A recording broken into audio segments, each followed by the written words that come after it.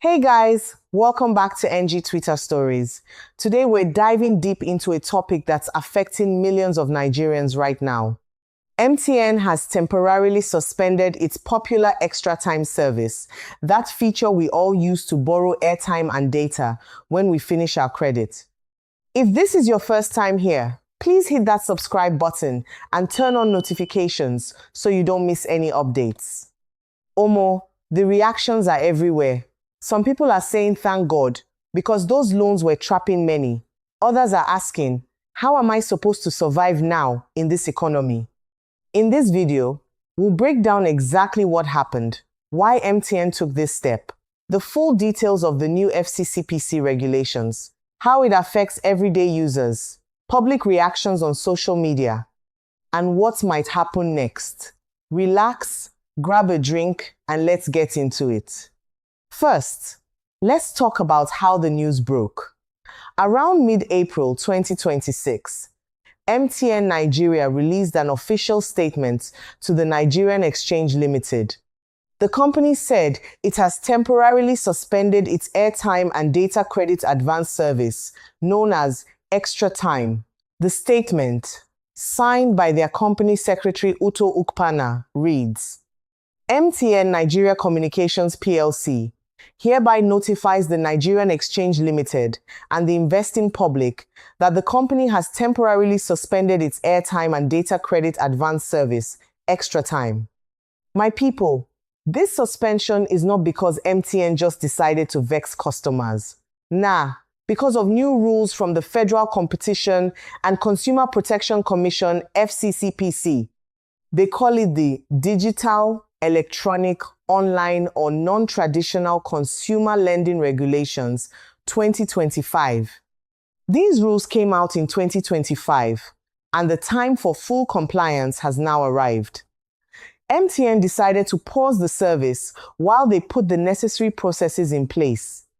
Before now, Xtratime allowed prepaid customers to borrow small amounts of airtime or data from 50 naira up to higher amounts depending on your usage history. You dial *303#, select what you need, and repay when you recharge next, with a small service charge.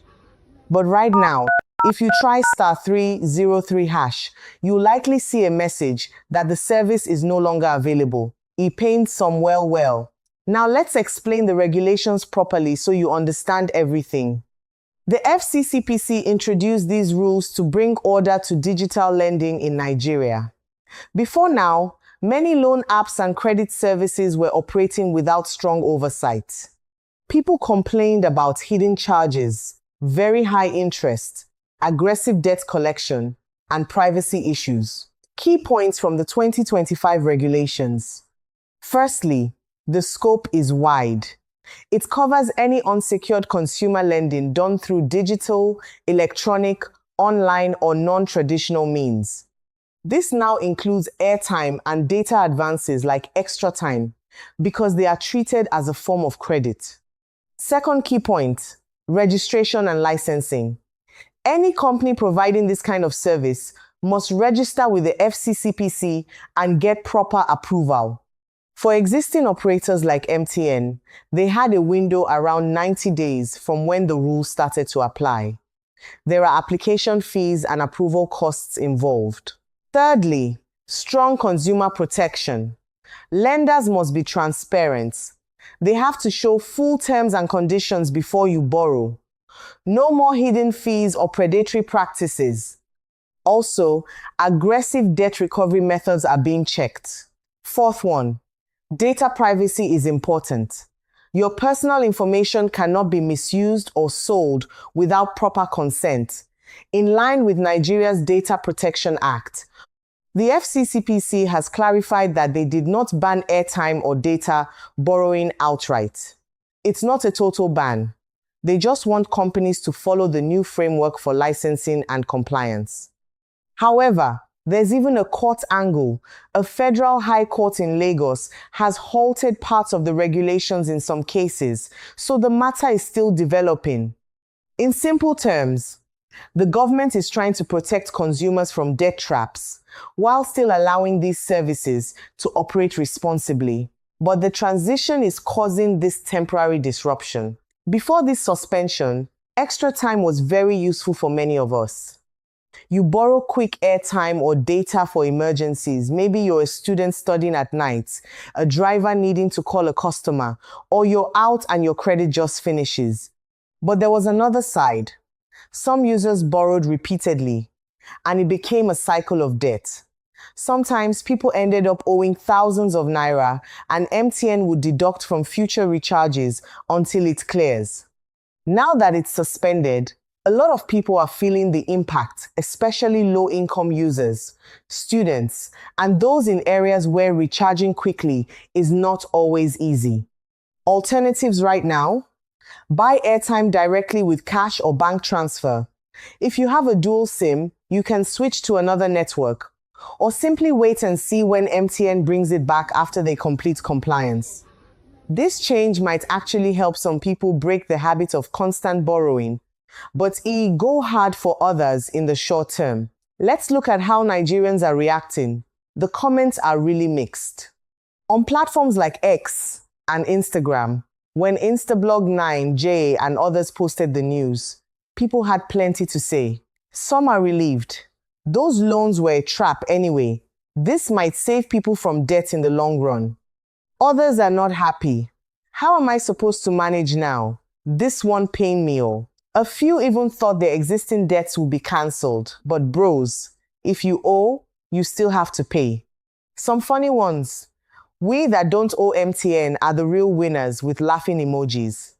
Plenty people are saying, thank God it will reduce the debt culture among young people and low earners.